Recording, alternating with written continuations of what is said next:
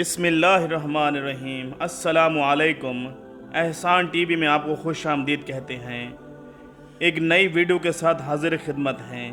اس سے پہلے آپ سے درخواست ہے ویڈیو کو لائک کریں، شیئر کریں، کومنٹ کریں اور چینل کو سبسکرائب کرنا مت بھولیے۔ ویڈیو کا باقاعدہ آغاز کرتے ہیں۔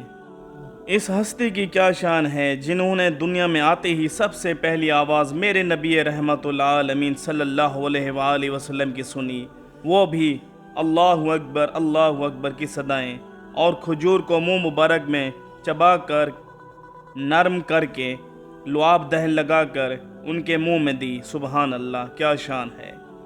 حضرت امام حسن رضی اللہ تعالیٰ عنہ کی، جن کے پیٹ میں سب سے پہلی غذا میرے مصطفیٰ صلی اللہ علیہ وسلم کا لعاب بن کر گیا ہے، فرمانے لگے میرے بیٹے کا نام کیا رکھا ہے؟ تو حضرت علی رضی اللہ تعالیٰ عنہ نے جواب دیا حرب، جنگجو، بہادر۔ تو آپ صلی اللہ علیہ وسلم نے فرمایا نہیں، میں نے ان کا نام حسن رکھا ہے۔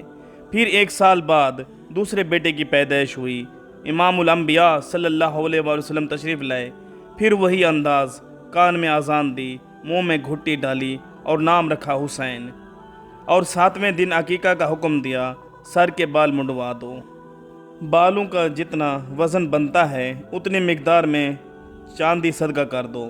7 سال تک حضرت حسن رضی اللہ تعالیٰ عنہ اور 6 سال تک حضرت حسین رضی اللہ تعالیٰ عنہ میرے نبی پاک صلی اللہ علیہ وسلم کی پرورش میں رہتے ہیں۔ محبت کا عالم یہ ہے کہ نبی رحمت صلی اللہ علیہ وسلم مسجد نبوی میں خطبہ دے رہے تھے، دیکھا دونوں نواسے آ رہے ہیں۔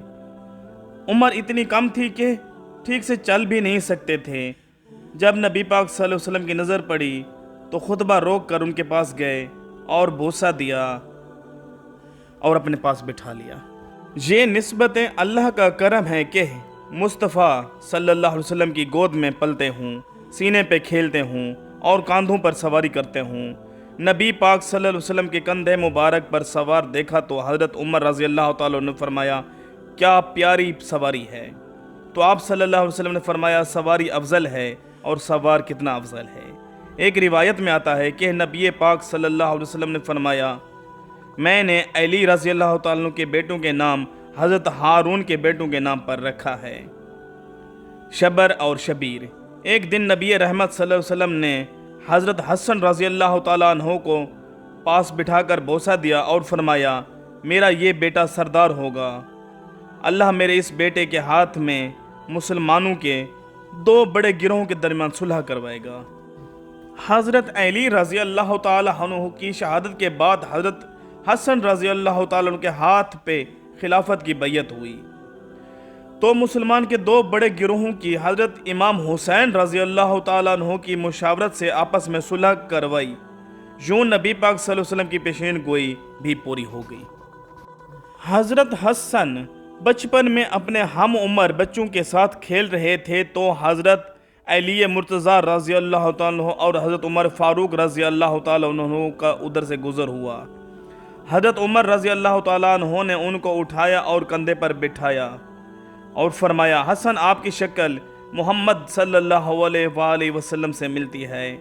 حضرت ابو بکر صدیق رضی اللہ تعالیٰ عنہ نے اعلان کیا تھا کہ لوگوں نبی پاک صلی اللہ علیہ وسلم سے محبت کرتے ہو تو اہل بیت سے، حسنین کریمین سے محبت کرو۔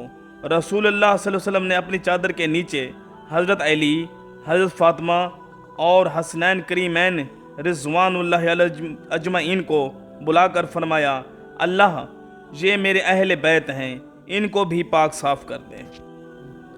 حضرت حسن رضی اللہ تعالیٰ عنہ کو نبی پاک صلی اللہ علیہ وسلم نے کندھے پر بٹھا کر دعا فرمائی اے اللہ میں اس سے محبت کرتا ہوں، تو بھی اس سے محبت کر اور اس خوش نصیب سے بھی محبت کر جو حسن سے محبت کرے۔ سبحان اللہ، اس سے بڑھ کر شان کیا ہوگی کہ محمد صلی اللہ علیہ وسلم اتنا پیار کرتے تھے اور اللہ سے بھی دعا کرتے تھے کہ تو بھی ان سے محبت کر۔ اللہ پاک ہمارے دل میں اہل بیت رسول محمد صلی اللہ علیہ وسلم کی محبت عطا فرمائے، آمین۔ حضرت محمد صلی اللہ علیہ وسلم نے فرمایا جس نے حسن و حسین سے محبت کی اس نے مجھ سے محبت کی، جس نے حسن و حسین سے بغض رکھا گویا اس نے مجھ سے بغض رکھا۔ لیکن منافقین کوفہ نے دھوکے سے حضرت حسین رضی اللہ تعالیٰ عنہ کو بلا کر بڑی بے دردی سے شہید کر دیا تھا۔ اہل بیت و حسنین کریمین کے مرتبے و فضائل بہت ہی بلند ہیں اور رہتی دنیا تک ان کی شان و شوکت، شان و عظمت بلند رہے گی، اور جنت میں نوجوانوں کے سردار ہیں۔ اللہ رب العزت سے دعا ہے کہ وہ ہمارے دلوں کو محبت و عقیدت اہل بیت سے لبریز کر دے اور روز محشر ہمیں ان کے ساتھ اٹھائے۔ آمین ثم آمین۔